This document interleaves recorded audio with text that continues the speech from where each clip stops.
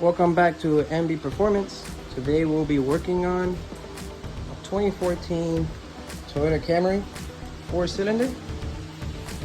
Customers complaining about steering wheel shaking while stopping, getting off high speeds. Leads me to believe it's the discs are warped and we need to change it. Alright, so usually when the brake disc get hot and cold, they tend to warp. This will cause a vibration when you press the brake. Steering wheel shake like this, especially when you get in off the highway, things like that. So with my experience, we gotta change these babies out. Some people like to cut them. I don't like to cut them. I'd rather put the fresh new ones on. I've cut some before, and lights turn on and dashboard, all that stuff, and you don't want to mess with that. These cars are delicate, and you want to make sure that everything's OEM spec. So we're going to change the brake pads and the disc in the front of this car, Toyota Camry. Let's get to it. Okay, what you want to do is you want to take this off, these two bolts off right here, this one and this one, which hold the caliper to the bracket. That's gonna be a 42mm. They're there. I put this clamp here because this tends to spin sometimes, so I just hold it down a little bit. So what I do is hold it there. Be careful with this rubber piece, and then just take the bolt off the correct way. It's probably gonna be a little harder for me to do it with one hand, but let me take it. All right, once those two bolts are off, you wanna pull it off and put it on top here. Right there is pretty good, or you could strap it to somewhere so it doesn't fall.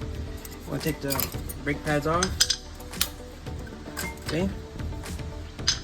I like to put fresh brake pads in, and then here you're gonna see big bolt here and a big bolt here. Yeah, take that off, and then this whole bracket is gonna come right off.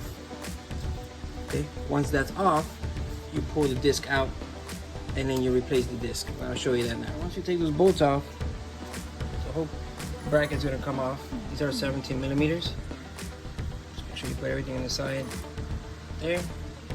And then here's the disc.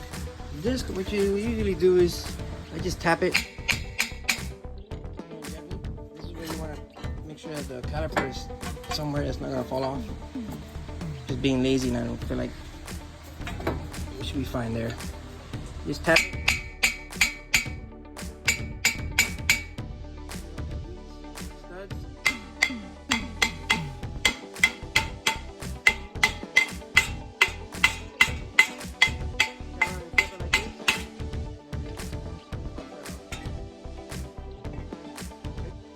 Usually they have a bolt.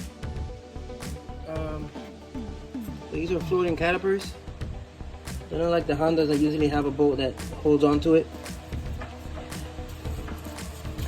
And then you just put the new one back on in reverse. You know, for the torque specifications, you might want to Google that. I'll probably do the same. Put everything back together. Make sure this is not bent. Make sure it's not touching the disc, because it will make a squeaky noise and the customer will come back. If any questions, leave them below. And subscribe for more money saving car tips. And give me a thumbs up